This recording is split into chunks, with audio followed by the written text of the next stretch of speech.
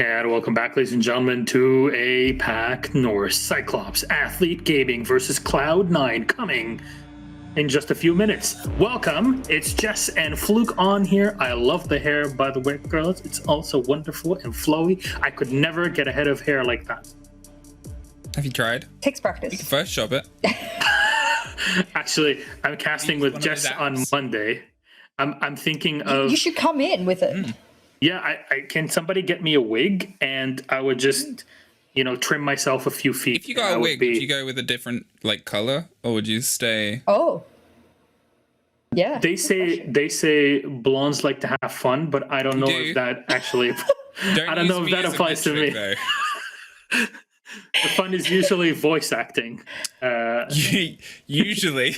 Usually. So here we are, Jess and Fluke. Yeah. Cyclops versus Cloud9. It cannot get any higher stakes than this one. The top two, number one in Japan, number one in Korea, and they're up against one another to see who gets that number one seed, a huge amount of SI points.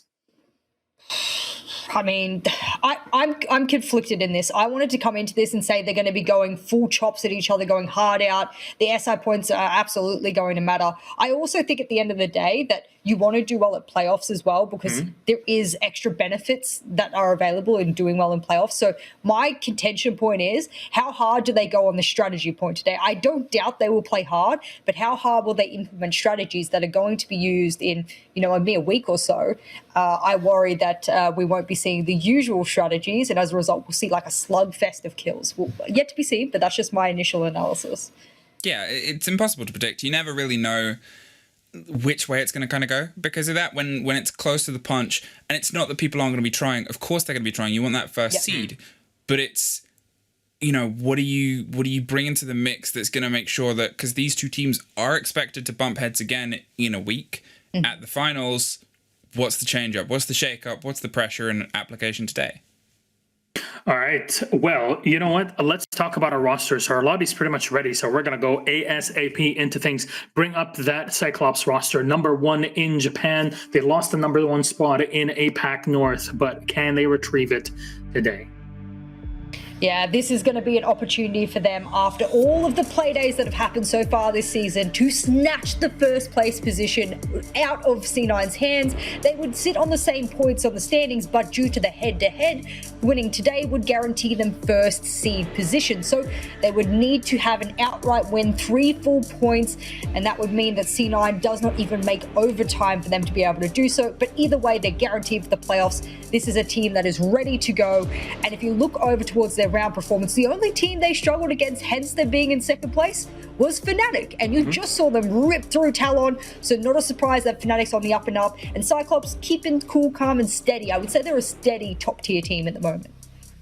Of course, their opponents will bring them up on the screen. Number one in Korea and currently number one in APAC North. There are 3 points that separate them and Cyclops, and a win today for Cyclops can move them over to number one position, and Cloud9 looking to secure as many SI points as possible. Yeah, C9 are feeling fine, and they're playing themselves at their good pace. I think they've always been pretty steady. They've been a bit cool and calm and collected, and sometimes it's felt like they haven't been, going full pressure. And I think that's, it's one of those comments in a hyper-aggressive region is sometimes they don't have to overstress themselves and overstretch themselves. They trust their plays, they trust their holds, they never feel like they're frantic, and I think that's a massive compliment to how they've been able to keep that sustainable. There's only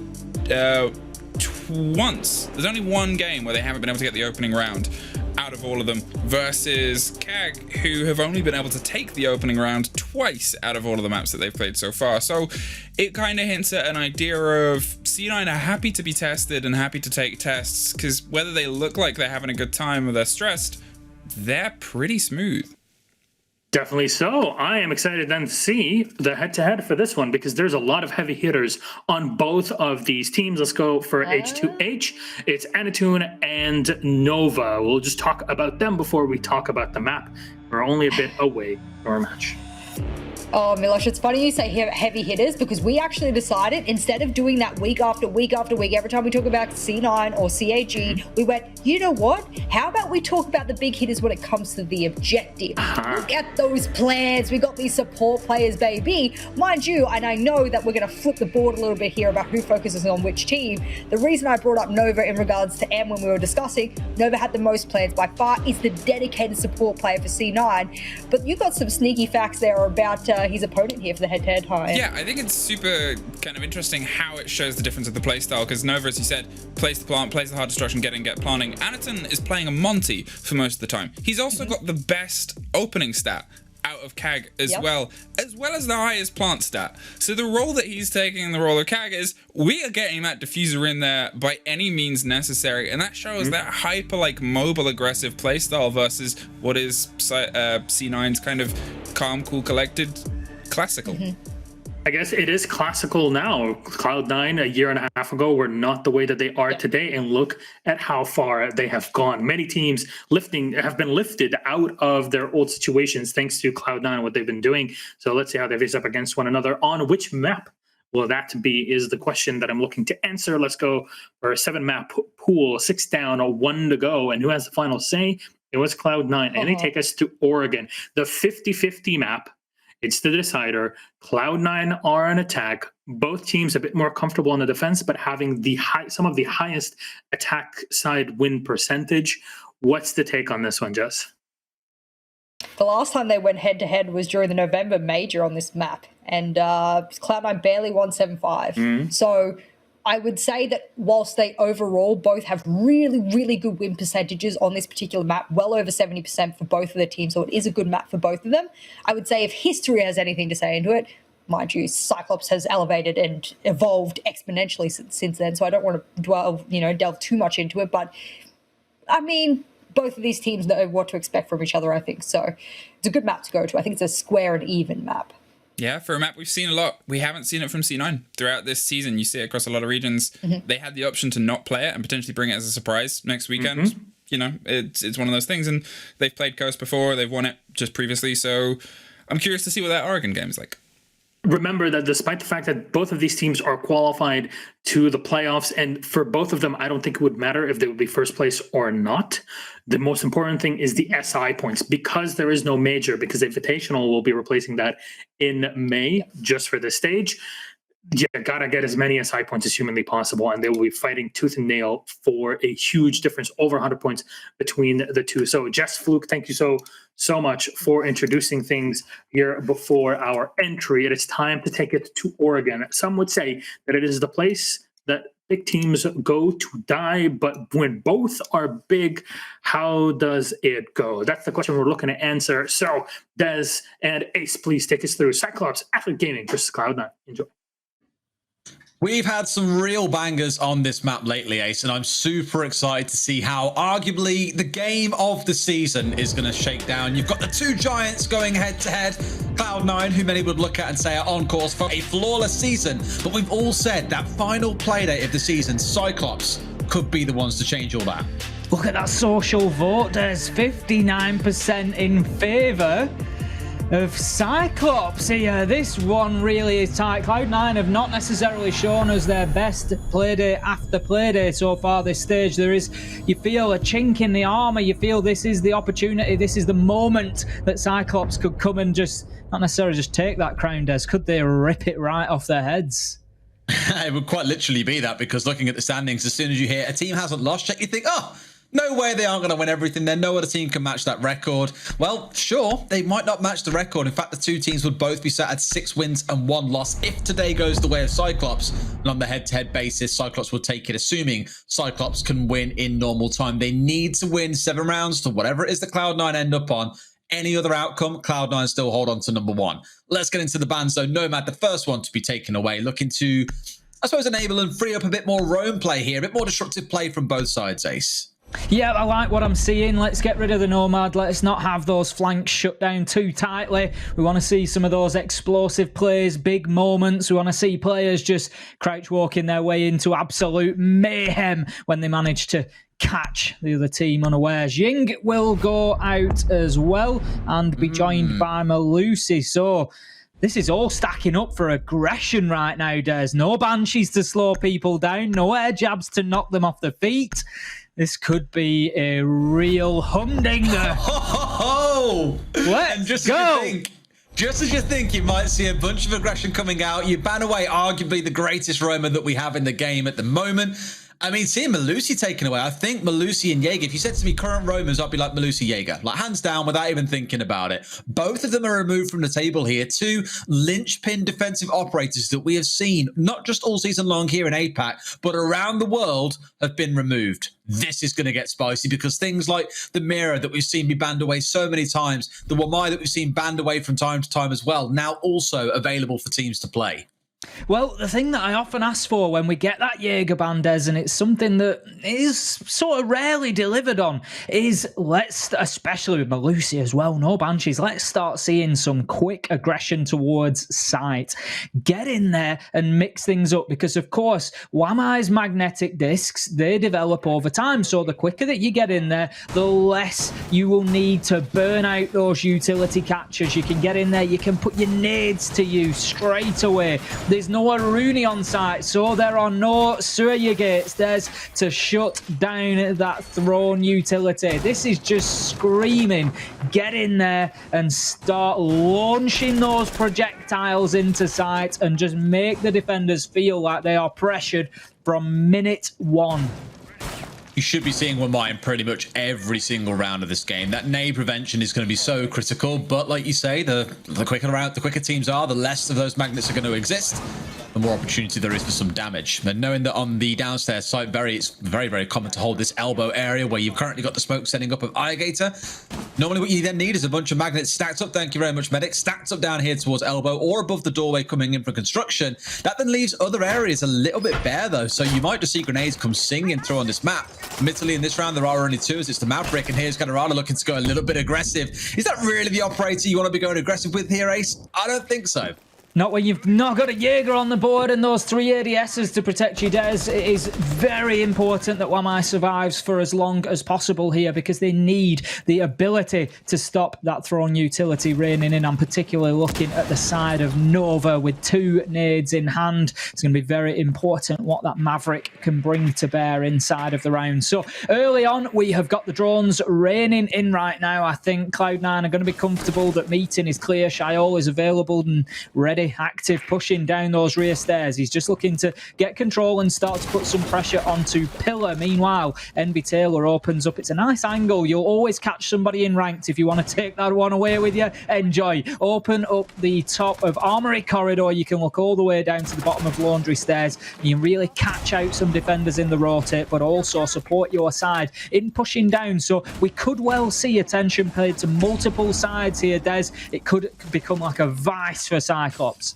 I like how we got the IQ coming out because the criticism leveraged towards APAC a few times this season especially is that we don't ever really see them picking up the IQ, especially with things like the Wamai and the Jaeger stat coming in, Echo becoming quite popular. Valkyrie, when she's available, is normally always an insta-pick.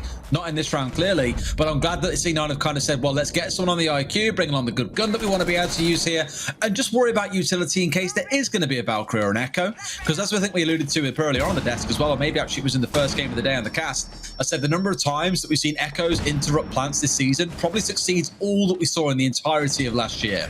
We just saw the danger there of those throwable utility. Now, the nade was just not quite cooked enough. Had it been as perfectly cooked as a laxing steak, Des, it might well have got the kill on Pillars, but it was just a second late in exploding and allowed the man to escape. Now, Shaiol gets one onto Anaton, and this is going all in the favour of the attackers. However, they've got themselves 4 versus 1 now. Suzuki just locked into the corridor. He's got the Vector. He's going to try to put bullets down. Absolutely not. Challenged from 2 angles. And that's going to be round 1 to Cloud9. And boy, did they play that well. So much of that was off the back of Envy come pushing in from construction as well. He steps inside blue, found 2 kills. I believe 1 inside a pillar, the other at the bottom of elbow. And as soon as those 2 power positions there, we say, are cleared out, suddenly as the defenders, you have no control over supply. Envy has then assumed control of elbow and is looking straight across into freezer, so that door is being threatened as well. There were just so many things that opened up off the back of that one single play, and sure, it took a bit of time to really come to light, but once it happened, there was no stopping the C9 train. We're seeing Gatorada potentially bring along the Valkyrie, by the way. I mentioned it before. Nope. 6 picked out. They're constantly baiting it, I think, to keep on making them think they need the IQ, even though ultimately they choose not to bring it along. Nope, switching information for information there. So Mozzie's going to come along, try and grab a couple of those drones. Now, we all know the value of Valkyrie. She's had an extremely high ban rate so far, which is absolutely no surprise whatsoever. Those black eye cams can be very pesky, can be a nightmare. But Envy Taylor, with the IQ gadget in hand, should have been reasonably capable of dealing with them. So the alternative is Mozzie. Now, he serves 2 purposes. You may be forgiven for thinking that his immediate and primary purpose is to capture drones and be able to use them. And it is certainly a great switcheroo of the information game, taking those drones directly from the attackers and using them for yourself. But at this level, generally what we see Mozzie used for as a primary function is area denial of drones. It's about stopping drones getting into areas. You would expect the attackers to stop short of that sound and visual cue that you get when you're approaching a Mozzie pest with a drone. And even when they don't and they get captured, they usually have somebody very close behind able to just shoot the drone out so that the Mozzie isn't able to use it. So it is much more about preventing drones getting into an area and making it easier for the roamers, making the attackers have to face check absolutely everything. I like the initial aggression coming out of Cyclops in terms of the roam. You touched on the Mozzie, holding on to those pests for the most part. He dropped 1 down in shower corridor, but the other 2 stay in the back pocket for when he decides, right, this is where they're coming from, so that's where I'm going to hunker down with these pests. But you also had a player holding like this Black Ray inside of Armory, but why on earth you'd stand over the hatch like that? I'm not too sure, and they pay the price pretty quickly, but MB's also shut down. The big player in the last round that really got things moving is shot off nice and early there. Thank you very much for highlighting the angle for us there, Medics, as well. Brings things into a 4 versus 4, so a nice and explosive opening 60 seconds. Shaol just pushing aggressively into Trophy there, got himself established, can start looking at potentially supporting a push towards opening that attic wall. It just depends whether there are attackers aggressing from the far side of attic as well, which it doesn't look like there is at the minute. It's all the pressure coming towards Master and going into through the closet into the games room. Now there's angles being held, as we can see. Anaton, Suzuki, Ayagator all looking to just get angles through attic and kids' bedroom door onto that breach. Now out come the smoke canisters. This is your opportunity. Nova, he doesn't want to push in there just yet, and that could be some utility wasted there as the smoke dissipates and is not going to be able to provide cover for a late round push into sight. A big question mark though, as we have Gatorada moving underneath. Can he hit them on the flank?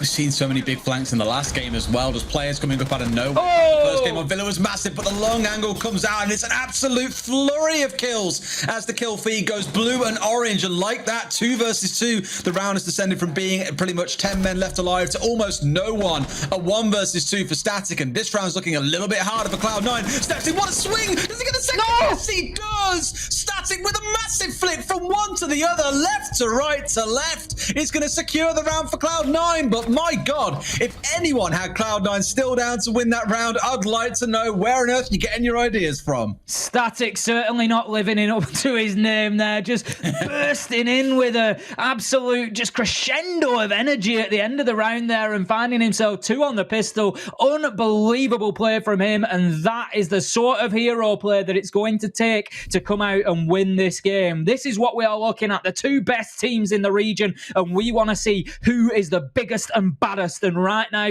that is Static. What a massive play from him. Cloud9, they are 2-0 up coming into round 3. We're going to be heading back to Laundry. Cyclops decide that they're going to try their hand back down in the basement again, but Des, it was a convincing win for Cloud9 downstairs. This is not turning out to be any walk in the park for Cyclops. I mean, you had MV in round 1 being the big impact player, then Static's gone and done just that. It's one of those games. And the one thing about Cyclops that always kind of... When I think of Cyclops as a team, I don't think of like, oh, Anderson, huge player, or Gatorada, huge player, for example. No individual player really stands out. You might argue Black Ray this stage has had a pretty good time, but when I think about who can stand up and make these hero plays, I don't really know who stacks up against the likes of MB Taylor or Shyle normally, or Nova, who's had an incredible season. I always think about the stars of Cloud9 and worry where that's going to come from on the other side. And look at this flick. A little bit misplaced. We'll give him that one. Maybe on a different day, he loses that 1 versus 2. But The timing, the flick, the step around, the win of the 1 versus 2 could be crucial for Cloud9 as this game progresses. Absolutely beautiful. Now, heading into round 3, as I say, we are downstairs again. The attackers are approaching the building quickly, and it's no wonder that C9 are pepped up at this point and ready to go. They certainly have their energy with them, and they are careening into Satchai, looking to get into the top floor of the big tower there to start pushing down and clearing out towards rear stage. We saw some joy coming in from there last time, managing to clear out pillars, and that was where the majority of the attacking push came from. Now, the question is, how have Cyclops set themselves up differently? What are they going to do to counter this C9 push? Because last time, quite frankly, they were nowhere near defending this, and we can see that the setup is actually largely the same. We've got Gatarada playing down there around Shaiko's spot, just deploying those magnets there. He's being supported from pillars as well. He's just looking to pressure onto the hatch should it be opened. He wants his line of sight to be able to try and take that vertical challenge. But for me, I don't really see anything desperately different coming out from Cyclops here, and we have to remember just how decisive that round 1 win was.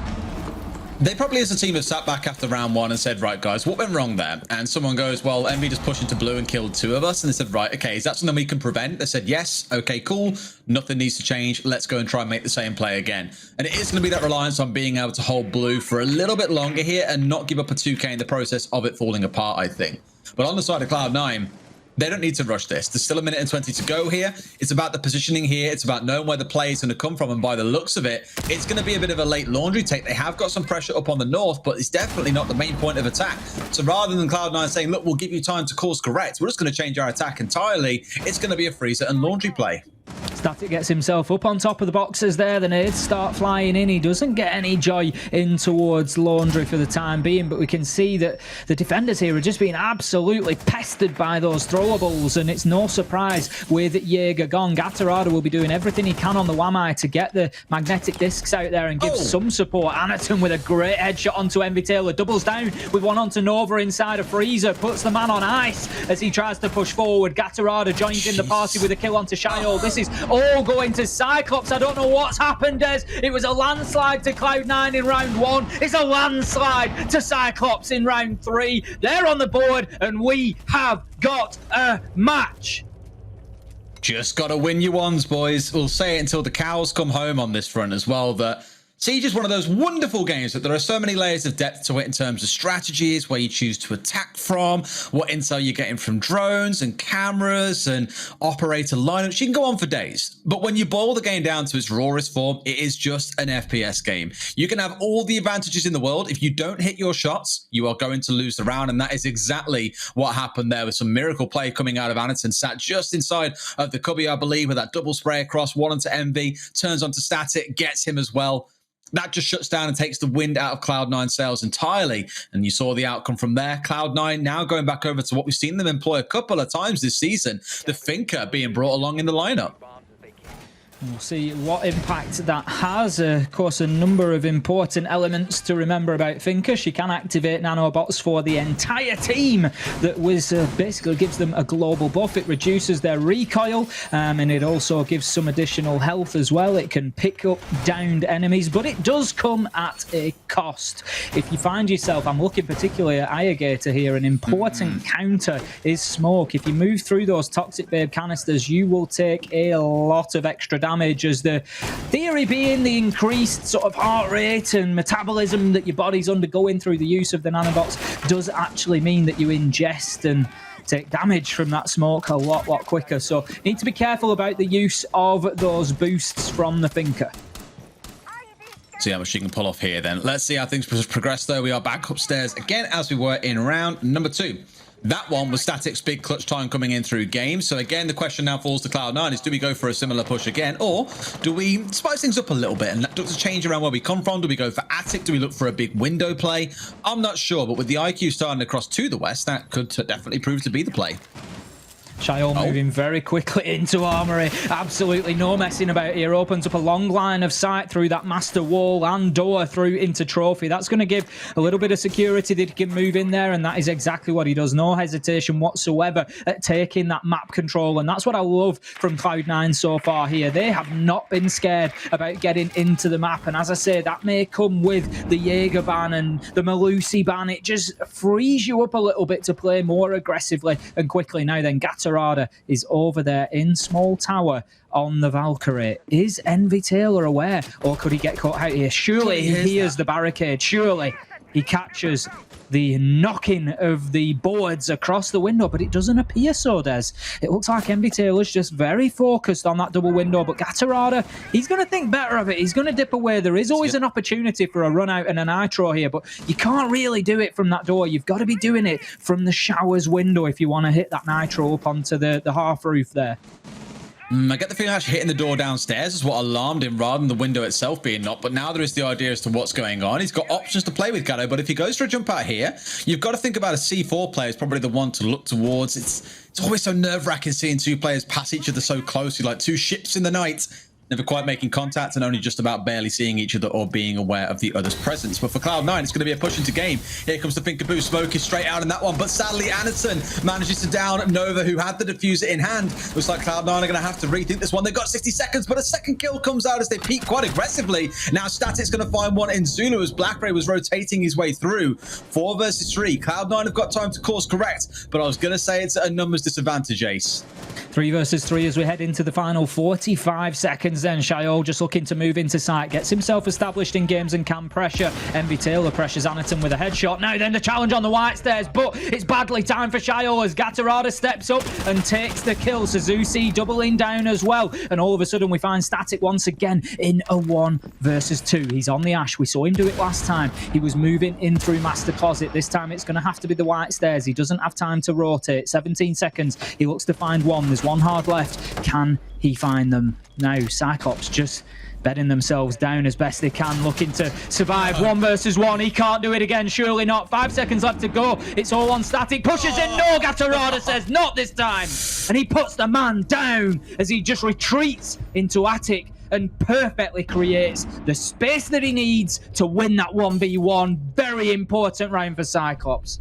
It's definitely not going to happen again, they're screaming there. You saw the pings coming through at the last second from the Vault cams as well. They had full awareness of the plan, and no doubt there was screaming of he's pushing. Just step to the left, spray a few bullets, and you're guaranteed to hit him. If Static had done a 1v2 again, I swear to God I would have lost it. I'm not going to say I'm glad that he lost because it would have been exciting, but at least Pakag, it shows a bit of stability that they're not going to give away all of those clutch situations for the other team. It does bring things even at 2 apiece as well, which again goes to show there is absolutely a game on our hands.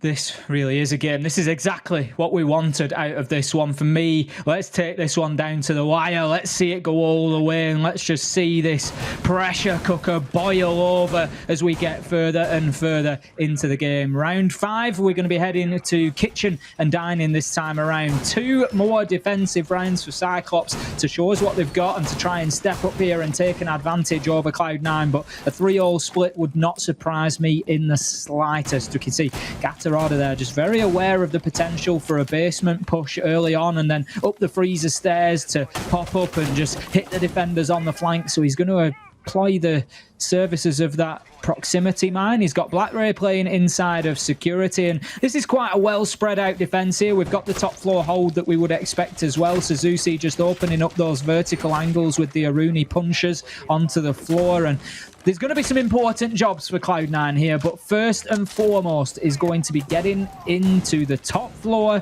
and shutting down Kid Storms. It can be a linchpin of this defense. You kind of have your options here in where you attack, right? And that you can look for that dining push or you can go for a kitchen one. But both, as you say, do require generally to have control of the top floor and to worry about what's going on in kids and dorms upstairs. And at least to the side of Cloud9, I imagine starting out from this north side, it is going to be that kind of attic push potentially coming in. Or with Harper actually being inside a meeting with a hard breach in hand, of course, the exothermics, maybe they're just looking for this wall and saying, you know what, get kitchen open. We just go for it from there. Harper in there and playing the exothermic charge immediately. He's looking to get that open, but the mute jammer will take its toll with little animation of the electrical crackles across the surface of the gadget there, just showing us that it is blocked in for the time being. And with Thatcher not on the board here, it's a surprising choice for the attackers because Thatcher, of course, extremely powerful, usually banned out, is available here as the two bans were Nomad and Ying, but they may be ruining that time now. There could be a nade going in through the drone hole, which will clear out the mute jammer perfectly. There's always a way around in Siege. That's the way that I love to see it done, and they get that wall open. So unusual pressure coming in from the meeting and kitchen side particular here, and it could well go some way towards dealing with the necessity to go in and clear out the top floor, because generally that is used to open angles over towards the dining side. They're still looking to take some top floor control here, so they've got their kind of entry point open. The breach has been established. That's where they want to go for a plant, I imagine, between the box that exists just inside of the side as well. But it means this top floor control, which Static has currently got, so the defenders can't make use of the vertical holes they opened up earlier on to spray down onto the planter as he goes for it. That's what we're kind of waiting for Cloud9 to establish right now, and you can see him slowly starting to work it out. But Anderton's still contesting Zulu, so they can't go pushing up white. They've got control of Attic, but that's about it. Envy's going to have to be a difference maker here because he's got two in very close proximity, and he can really put a dent in the plans of Cyclops. 45 seconds left to go, and Static is looking to move himself into Kid Storms. He's going to have to do that, as you say, Des, before they go for the plant, because Gatarada is just trying to sit on the top of this vertically. It's not an easy shot for him to make, but Irrigate is going to find Envy, and as you said, that was an important point, and he's lost that fight now. Static finds himself pinched in between two. He's very likely to lose this gunfight one way or another. He can't challenge both at the same time. He goes for one, finds one, but shut down perfectly in the crossfire by Suzuki. Irrigate with a third on the round. Black Ray finishes it up, and Cyclops, they take themselves the lead for the first time here in what was another good defense, this time of kitchen and dining. It's another one of those again where with only Static being the only one looking to aggress upstairs, after admittedly two had already died, they were in a spot where for Cyclops it was well, we can now stick two people to each man on the other side. This is easy enough for us now. We've got no real concerns here. Have a little bit of a tactical timeout coming in here for a second too, so we'll have a good chat while that's on the go. That last round was interesting because I haven't really seen a hold like that all that much before, to be completely honest with you. Well, no, it had to evolve because generally speaking, more often than not, we'd see the attacking pressure come into small tower, try to take over showers, and then look to get a plant down inside of the dining door. And you've got your vertical angles from the hatch, which you try to hold on to that area from. But instead, they'd already prepared for it. Aruni had opened up some vertical angles above the kitchen plant spot. It's, as I say, it's difficult because the angles are tight there with the metal bars. It can still be done. But the attackers choosing to go all out from meeting, open that wall up, and they had to get control of the top floor, and they just weren't able to. Absolutely. Again, spells out a really interesting game where we've had 2 rounds for Cloud9, the first 2, and then since then, Cyclops have gone on that 3-round win spree. So you can understand why they've had this tactical timeout called through. Now, they want to make sure they're getting at least one more round in this half, likely because they know that once they get onto defense, they'll feel a lot more confident. They aren't going to need the timeout again then. So a bold pick. Let's hope it pays off. It's just about getting the momentum back now. Just break the stride of Cyclops, who, let's not forget, have had 3 rounds back-to-back, winning 3, 4, and 5. So the last thing Cloud9 want to do is move into the second half of this game, having lost 4 rounds, and then facing a Cyclops that are just buoyed with confidence and momentum at that stage. So, yeah, I think it's a good time for that tactical timeout, just to reassess things here now. If we remember, round 1, we saw Laundry and Supply, and Cloud9, they were able to just wash over Cyclops. There's very little they could do, but great adaptation from Cyclops. They came in. They, in a way, did a lot of things very similar. They still had the same positioning, but they just seemed to play a little bit more aggressively. They got up in the faces of Cloud9. They were well prepared for the potential alternative of a freezer push. They were able to find the kills and really shut them down, and I think that's something that they need to continue here. This has been a high-paced, high-stakes game so far, and it seems that the aggressor is often coming out on top, and I'm sure Cyclops will want that to be them again. So the question is, where will the battleground come? Will it be in Bunker and Rear Stage, or will it be Laundry and Freezer again? And can Cyclops pick correctly? I think you said the key words, the magic words there yourself, Ace. Well prepared is how I described them in the previous iteration of the downstairs defense.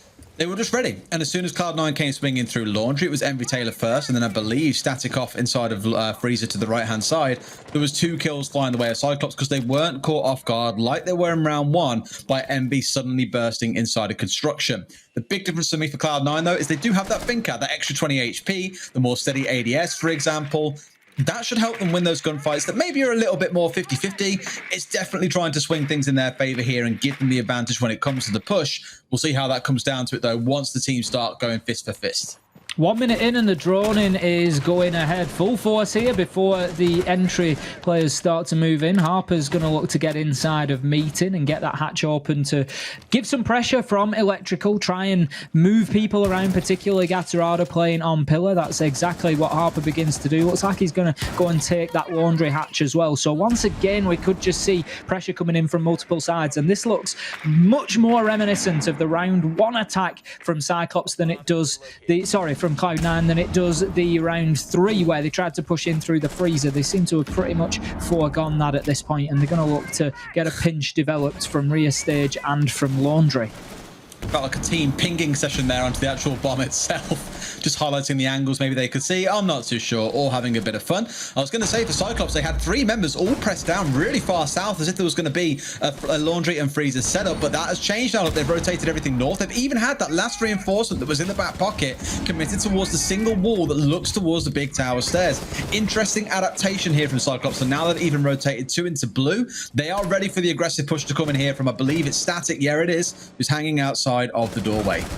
Black Ray and Gatorada right now are like rocks being battered by the tide as the pressure starts to mount down the rear stage stairs. They have to hold on, they have to survive, and one does not manage as Gatorada shut down by Nova. Shio gets Alligator, Black Ray goes, and this is looking like round 1 all over again. There's Cloud9, they are coming in and they are washing over Cyclops, who are just attempting to hold them back. A torrent with a bucket right now. They are leaking and leaking fast, but Anaton, he manages to get himself 1 kill. Headshot onto Static. Nova is able to get into that default plant spot, and Shio shuts down Anaton as he tries to make a challenge. A second for him as Suzuki goes by the bye, and that is round 4 Cloud9, leveling things up 3-3 at the half, and this could not be a better game. This was everything we dreamt of between these two.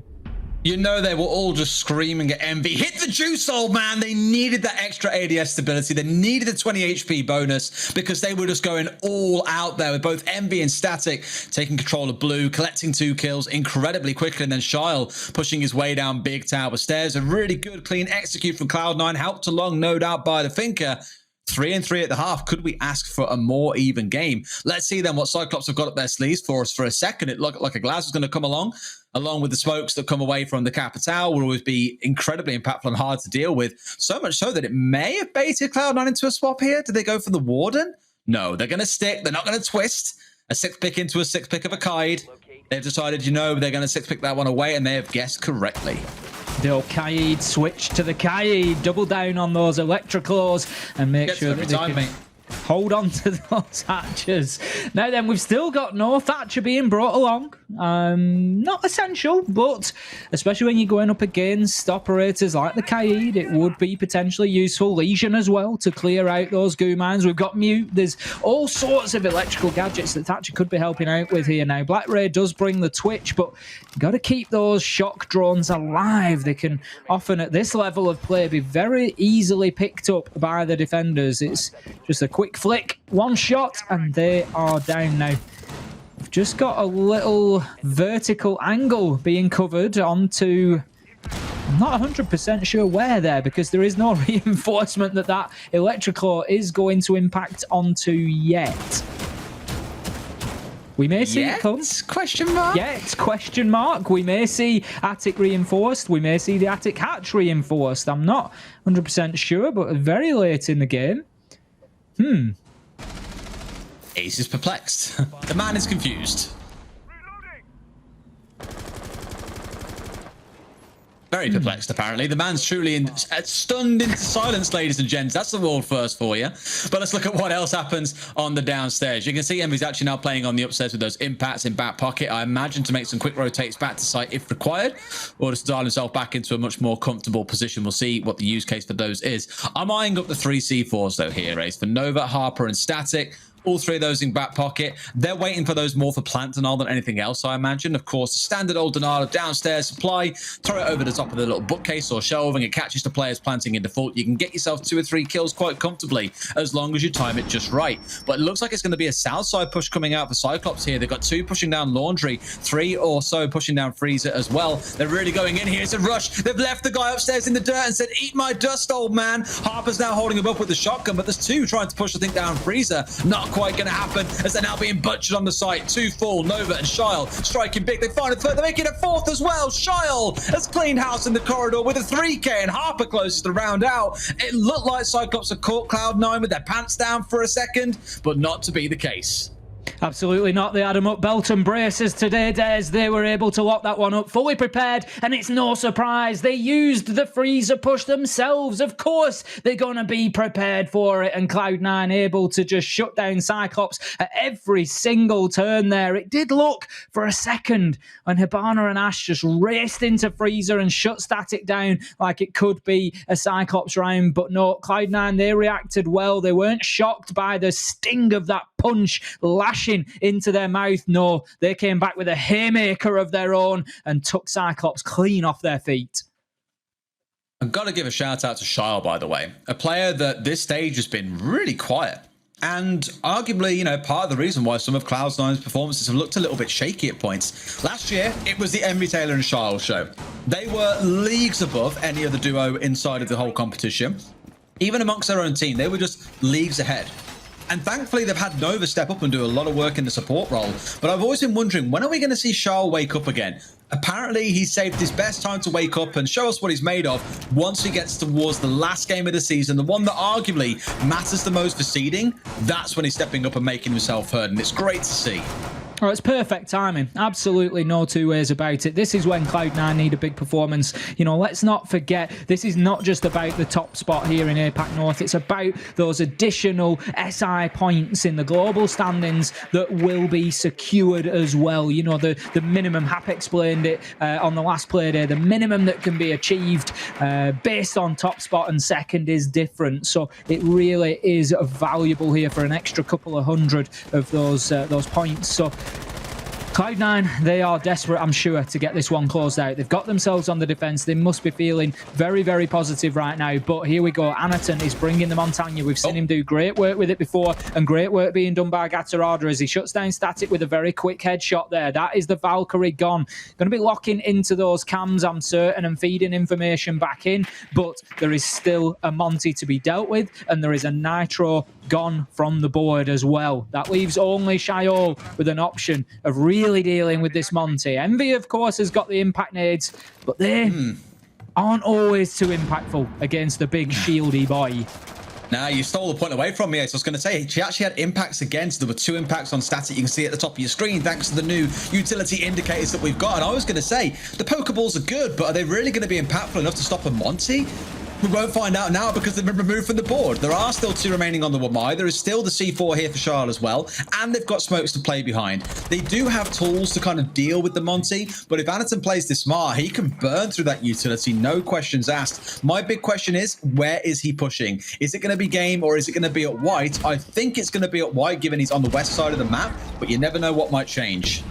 Harper locked in kitchen at the minute and being closed down from all around. Right. Black Ray on the book, looking to get in there. Harper's going to dip out through security, look to maybe drop the hatch and rotate away. Wants to challenge. He takes some shots on the fadeaway there, but doesn't hit anything but metal. He's going to move himself under the map here, and I'm sure that they are aware of it. Yes, they are. Harper locked down Gatorada on the rotation there. Great play to shut down the Ella, and that now leaves us 3 versus 4. Cloud9 just doing themselves a favour and bringing themselves back into this one.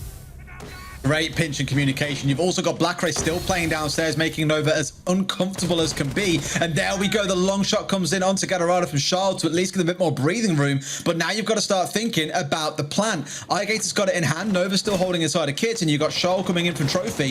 It's a really weird reverse kind of attack here where they're using Trophy against them. But now Nova's down 2 with those smokes in hand. There's 30 seconds to go. And this is where Anaton should be marching at Charles and saying, your number's up, buddy. It's time to hit the deck. And that looks like like it's exactly what it's going to do here. This C4 is so crucial. It comes out, but it does no damage. Anderson even wants the 1 versus 1 for a second, it looks like. Not going to be able to find anything as the plant goes down elsewhere.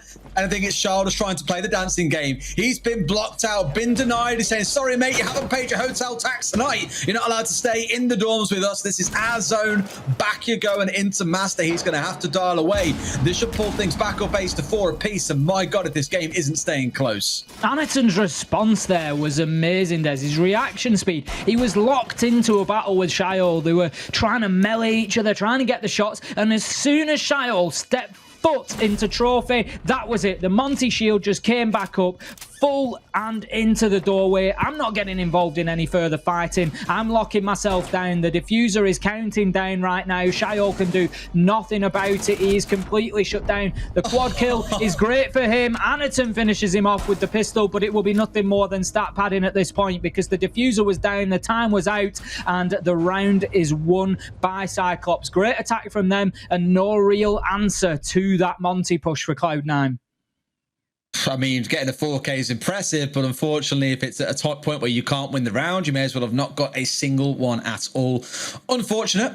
Does now bring us to fall. Unfortunate for Cloud9, but for us, the viewer, absolutely not. It sits at 4 apiece. We're careering gently towards overtime here with some really entertaining back and forth rounds as well. The Monty is going to make a return once more as we go upstairs again. And here, a small change coming out with the Ella stepping in. And also, I think the Legion coming across for Static away from the Valkyrie. Anything they can use here just to deny the Monty and say, look, you can't press forward if you've got the Legion mines waiting for you or the Ella concussions ready to pop as soon as you step up the stairs. They're going full Monty denial here. They've got to. They've got to. They've seen the problems that it gave them last time. I mean, the only step further they could really have gone was to bring the Clash along so that you've got that direct electricity counter that also uses the shield break function on Monty as well to just force his shield away from his face and double team up potentially. But they choose not to go quite that far. They are happy that the goo mines and the Ella Gersmot mines should be sufficient to hold him at bay. And then Nova, of course, with those toxic babe canisters. And it was unfortunate for Cloud9. They did manage to hold Anaton out there. We saw him have a little bit of hesitance getting off those white stairs, but as soon as he knew that Shiol was alone, that was it. He was in and away to the races, and it was a great little battle with the Monty there, able to then lock Shiol out into Trophy, and it meant that all his teammates had to do was just hold down the rotation through the breach, which they themselves had made. So round 9, we are heading back upstairs once again. Very similar defense coming out from Cloud9 here, other than that adjustment of the Legion. So really the key point to watch out for this round is how impactful can Anaton be on the Monty? Always the big question, and you can kind of see the reliance on the impacts here a little. It's why I'm kind of surprised actually, because Static has burnt both of his. Normally it is for the denial of the breach on the game wall, but here he's used both, so you're going to need Envy to play in that position instead. But he's also playing on the Wamai with the magnets, so needs to be somewhere more contested, attic normally where you think of. So not 100% sure of the game plan there, but we'll see how things do start to play out. The Monty, I imagine, will probably go for the same approach again towards white. It worked so well last time. Why change it up? And just look to take control of server so you can't get flanked, then push up white. Look to maybe secure a plant through big window. There are so many options to play with here, I think, for Cyclops, that it's going to be on Cloud9 to take the onus to do something magic to shut this down before it can get underway. Gatterada looking to apply some early pressure from the game's window there. Won't have any joy, needs to dip away as shots rain back towards him. Anaton just being slowed down by those goo mines. That's exactly what we wanted to see. Static able to catch him out on the white stairs there and just do him a fraction of damage. They don't do any more damage on impact. That was before the Legion nerf, so being hit by the goo mine is enough only to slow you down, prevent you from running, but if you leave it tick after tick, it will do damage. No damage done from that nade, but very, very close. Sorry, Shiol actually taking a considerable amount of damage there and just being really pressured on the Mozzie. Harper shuts down Suzuki, 5 versus 4. And Anaton, he needs to get moving here. They haven't secured security, so you're going to get flanked up Zulu, you're going to get pushed from kitchen potentially. There's so many angles that Cloud9 can play this disruption game on. Had they got the opening kill onto Shiol, different story. Maybe you feel you can then aggress because the bed area is clear. In this case, it is not, and Shiol getting yet another kill coming out. They've pretty much shut this one down before, again, it could really materialize into anything. All that's then left is Cyclops desperately trying to find an angle of attack here they can make work for them. Oh, but peeks out and gets shot by the Monty from downstairs, only being a shot from death. It was going to be over finds a second with another tap, this time not onto the head. In fact, neither of them on the head, just onto low health members of the enemy team. But MB waits for Gatto to swing through game. Anaton's all alone. This is where it becomes bully the Monty or catch the Snorlax, whatever you want to call it. Pokeballs came raining out, but in a 3 versus 1, I don't see our shield-bearing maiden doing anything else here. 17 seconds left to go, then Anaton's likely to just hold this angle. Tries to, but shut down with a headshot from MB Taylor from the kids' dorms right across to the white stairs. And that is Cloud9 coming back into it, taking themselves the lead once again. And this game is back and forward right now. There is absolutely no predicting still who is going to take. Let's not forget, this one is for the top spot here in APAC North. Bragging rights, SI points, everything is on the line between these two, and they are giving it everything right now. It's going to be Cyclops calling their tactical timeout as they decide it's time to slow things down a little. Have a bit of a breather, I think, because now it feels like, well, we switched over to the Monty as kind of a crux, and it worked once. Now Cloud9 have realised that playing this disruptive game plan by getting underneath us and stopping us getting a really solid backline to support the Monty up front is going to hurt us. So what do? What do we change here to deal with this? Otherwise, Cloud9 are going to start running away with it. We said how close it was. Obviously, now it's at 5-4 to Cloud9. You're 1 point away from being guaranteed to go to overtime or Cloud9 potentially taking the victory. You don't want to be in that spot of Cyclops. You don't want that pressure. You want to figure it out now while you've still got time to course correct. That's right. They want to avoid any further mistakes at all here. They just want to get themselves that opportunity, that guaranteed overtime before Cloud9 can get there. But it's not looking easy at the minute because Cloud9, they are reacting well to what is being put in front of them and they are shutting things down. They're going to go down to Laundry once again. And I mean, we all remember how that went in round 7. It was Cloud9 through and through. Cyclops were able to open things up with a kill from Gatorada to Static inside of Freezer. But that was basically all they got out of the round because Cloud9 just came down on them like a ton of bricks. And now they've got to dance around the mirror and the clash combo as well as a warden in case there's any craziness that comes out with smoke plants. They've come prepared, Cloud9 here. Like, it doesn't matter what you throw at them, you've got to deal with the mirror windows and the clash. That's not fun. And you're trying to push too aggressively, there's an Elo waiting. And of course, the Wamai that we spoke about all day long, saying, well, all game long, saying that it's got to be here every round, given the Jaeger ban.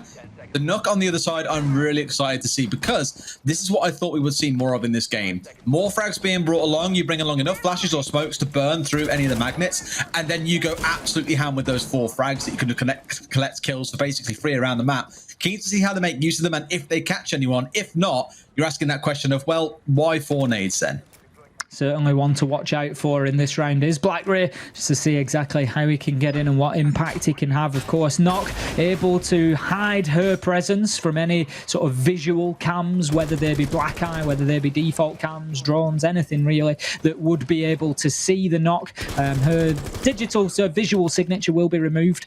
Much like Vigil, in a way. It does glitch out if she runs, and it is time limited, but she's also just very stealthy, very quiet footfalls, very, very able to sneak up on defenders and get kills. So I'd like to see some aggression out of Blackray on that operator to really take full advantage of what she can bring to the table.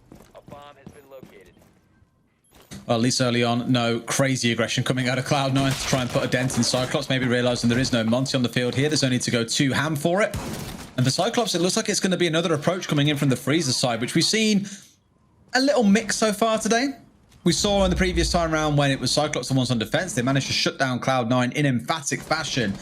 But outside of that, it depends what they're going to do to deal with the changes that are coming in from Cloud9, namely that clash that we can see hanging around the pillar area. Expect to see that swing across in towards blue to help contest construction as well. Just gives a little bit more, not so much reinforcement, although I guess that's maybe not a bad word to use, more backup, dare I say, to those that are playing in the area, knowing full well that Intel is free while sat behind that clash shield. Nova well aware of the man at the bottom of Laundry Stairs, and it's always a difficult one trying to peek onto a mirror window, so Blackray will dip away from that challenge for the time being now. Anaton, he hits the deck and he tries to just crawl in there on his belly like a snake. Out comes the nade and off it goes, just looking to clear a line of sight in that freezer wall through to the shield. Will clear out the utility as well. I think the first nade might have just caught on a little snag before sailing through, but he does manage to clear out that deployment deployable shield, so that is good progress. So I think it was actually maybe just giving him the angle there. Envy Taylor, it will be to find the headshot onto Suzuki to start us off once again. And this looks like it's going all in the same direction as round 7. Des Cyclops have done good work, got themselves into positions, but are unable to really take any dividends out of it. They can't find any benefit in their positions here. And Static is just marching around the site on that clash at the minute and just preventing any push from coming in. It's really good preparedness by Cyclops, and in case you're wondering what that small 2 Habana pellet hole was on the right-hand side of the freezer wall, it's to stop anyone playing next to the bomb in that back corner. The power spot that we've seen players like Shaiko do so much from, but Blackray's found his own power spot, pushing him from the north side, shuts down 2, and then is greeted by a Clash who's holding in a corner. He's about to get bullied inside the site here, I'm sure, but they're swinging for a kill. They find the one. The plant's going down, but Nova's managed to get there. The Clash wasting enough time. They couldn't get back in time because of the slowdown coming out of the Clash. What an excellent ending play by Cloud9 to put themselves at match point. Cyclops now at a point where they're starting to ask, goddamn guys, we've got to find 2 rounds from somewhere when we struggle to do that basically at all here in the second half. Cloud9 there just saying, you are not getting away with this one, Blackray, as he moves down the stairs, finds himself 2 and just really fires some energy in the round for Cyclops, but it was down to Nova to move easily through the corridor, shut down the plant, and it was all down to the timer at the end of things. It was not possible for Cyclops to really get in there and make the impact they needed in the time that was available to them. So we're going to be heading now for what could be our potential last round here, but I wouldn't count on it just yet. We're going to meeting the tertiary site for Cloud9. They're going to have to try and hold this one down. We haven't seen them attempt it yet, so surely this is Cyclops' opportunity to get in here and apply some pressure to Cloud9. That last round perplexed me. I'm going to have to watch it back later because they had 3 in supply, 3 versus 1 on a Clash, and 1 opted to chase Nova down into Laundry just in case he was trying to go for that flank play that we saw. They didn't kill the Clash because 1 had to back away and go for the plant. The other one, I think, resorted to try and play and hold the longer angle. And before they could catch up to Nova, they were being slowed down by the Clash. So it was just like a really weird, almost a spot where you should be winning as the attackers, but the way that they played it, the kind of time really stepping in as the 3rd defensive man there to make it, dare I say, a 3 versus 3, really played in the favor of Cloud9 and just put them in the spot where they could potentially win here and now. But you mentioned about a stepping into meeting. I always love referring to meeting as kind of no man's land. It can be really hard to play in there unless you're playing like a snake on top of the hatch, just kind of crawling in front of the stage. But for everyone else, you have to play in split, you play inside a kitchen. There's so much to consider. Blackray gets Shiol to start things off. Suzuki doubles down onto Nova, and this right now is Cyclops answering back, Des. We could get the overtime that we want. We could get the real race to the finish post here, but what a shot from Harper. Long range headshot onto Hayagator. Sit down. Takes him out by the white van and leaves us 4 versus 3, and I dare say we might just see a little bit of a lull here after that explosive start. Yeah, I imagine now that it's kind of struck back and it isn't a 3 versus 5, they found the Ash. Okay, not the most impactful one to collect here, but it's something. This is where Cloud9 can dial back and play a little more defensive, find out what it is that Cyclops are looking to do. I'm already looking here at Blackray, for example, with no more phone calls left and thinking, man, they would be really useful right about now. But they consumed all of them so early in the round, and there's Envy holding a pixel angle onto Gatto, brings it down to a 3 versus 3, and suddenly, Ace, all things are equal. Now it's Cloud9. That's 3 kills back to back that we've seen Cloud9 pick up in response. You really thought that Cloud9 might have been rocked by that early start, but absolutely not. And it's all down to Anaton. He's got about 35 health and he's got 2 kills to find. He has time on his side. That is an important factor. He's got 1 drone in pocket, so he could try to find some information here. Instead, he takes the challenge, misses the shots, and allows the man to escape, who comes back to bite him, and bite him hard as Cloud9 take not only the win on Oregon here, they give us the thumbs up because they are up, Des. They are up at the top of the table, and that is where they will finish APAC North. That is our #1 team heading into Stage 2. Wow, not even just Stage 2, but of course you've got the playoffs before that to think about as well. Like, that was a lightning performance, one that we thought might be a bit closer. Absolutely not to be the case. They were dominant from, dare I say, start to finish, and sure, a good few rounds coming out for Cyclops, but we are reminded once again that with Giants departed to APAC South, Cloud9 are the #1 team here in APAC North. They are the big boys. There is no two ways about it today. They looked dominant. Cyclops had great moments. I don't want to downplay their performance. They really did bring something to the table. But for me, Cloud9 just showed that they were a cut above today. They absolutely were. And, you know, in the spirit of the thumbs, I did try and get this to go, but it didn't work very well. It is a C9 win from me. Well done, boys. Let's go to the desk and get their thoughts on this game. I was actually talking about that. Got nothing.